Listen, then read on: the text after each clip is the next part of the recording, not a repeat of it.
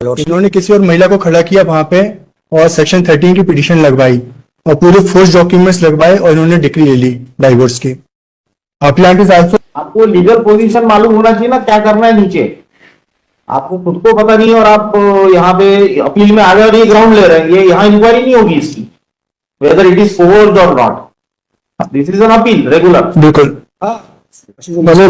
Serious. They pay for 1 week time to file reply lordship to condition of delay election because there is a delay of 33 days. What is serious allegation? There may be allegation lordship, but I have filed a reply lordship. Respondent fraudulent Only 1 week time. I am only praying for the 1 week time lordship. इन्होंने किसी और महिला को खड़ा किया वहां पे और सेक्शन 13 की पिटीशन लगवाई और पूरे फोर्स डॉक्यूमेंट्स लगवाए और इन्होंने डिग्री ले ली डाइवोर्स की।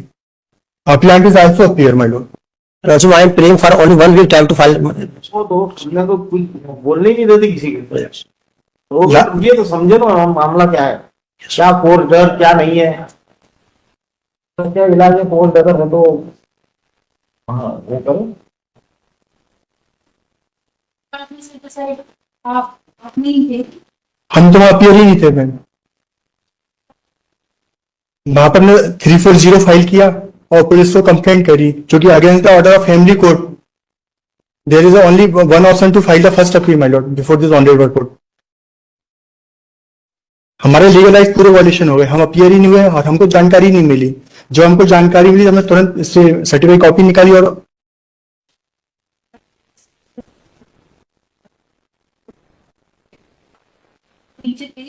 हम उस केस में पार्टी थे। ऑन दिस ऑर्डर हमारे जो लीगल राइट्स है वायलेट हो गए, खत्म हो गए, क्योंकि हमारी मैरिज डिसॉल्व हो गई। हमारे नाम से किसी व्यक्ति को खड़ा कर दिया वहां, हमारे नाम से किसी व्यक्ति को अपीयर करके हिमांशी सोनी की जो डेट ऑफ मैरिज थी उसको उन्होंने डिसॉल्व कर दिया।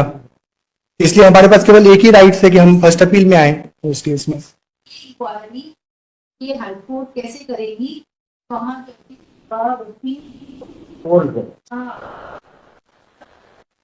This is I mean inquiry का विषय जी।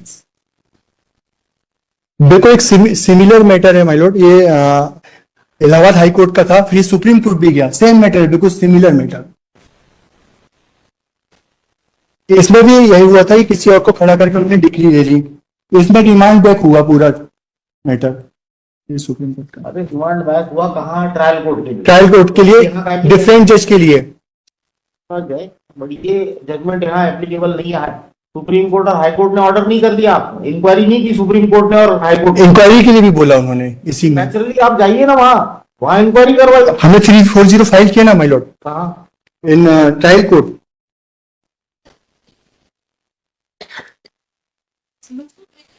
आपको लीगल पोजीशन मालूम होना चाहिए ना, क्या करना है नीचे।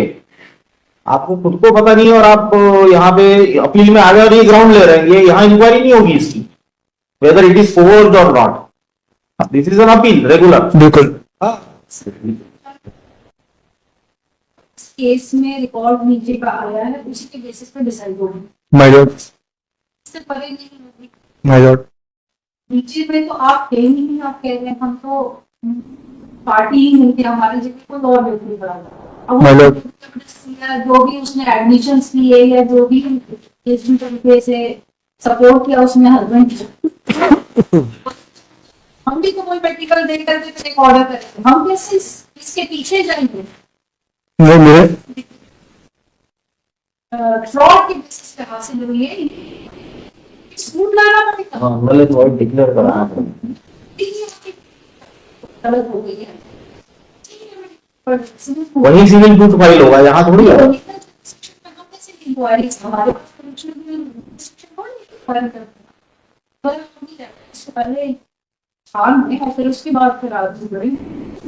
क्योंकि ये जो साइटेशन है उसमें सर उन्होंने इसमें सिविल सूट फाइल किया, इसमें उन्होंने सिविल सूट फाइल किया नीचे।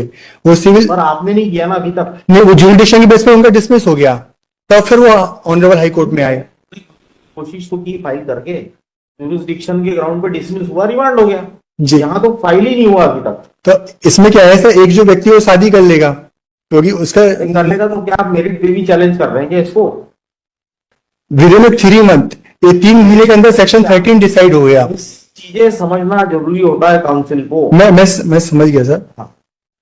मैरिज को मेरे क्लाइंट को सही सलाह देना। हमारी मैरिज डिसॉल्व हो गई on the basis of order of family court. Family court के final We are asking whether you are challenging this order on merits or on the ground that this decree has been obtained fraudulently. Please tell us very clear first. this is the my ground, Yeah. because that degree was taken by respondent through fraudulently. So we cannot deal with that issue here in appeal. You have to file a civil suit for declaring that judgment decree as null and void because it has been obtained by fraud.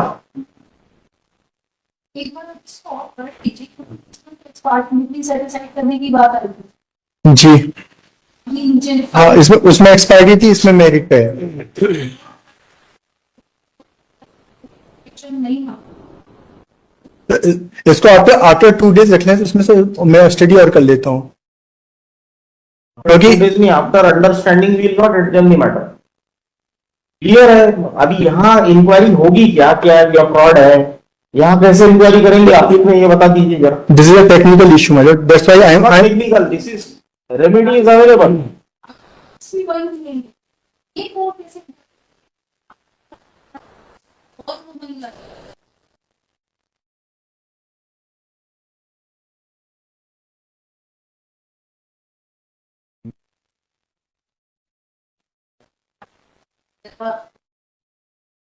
इसको release के विचार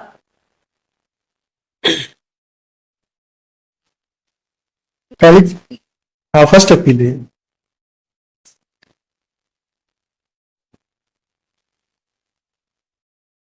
क्योंकि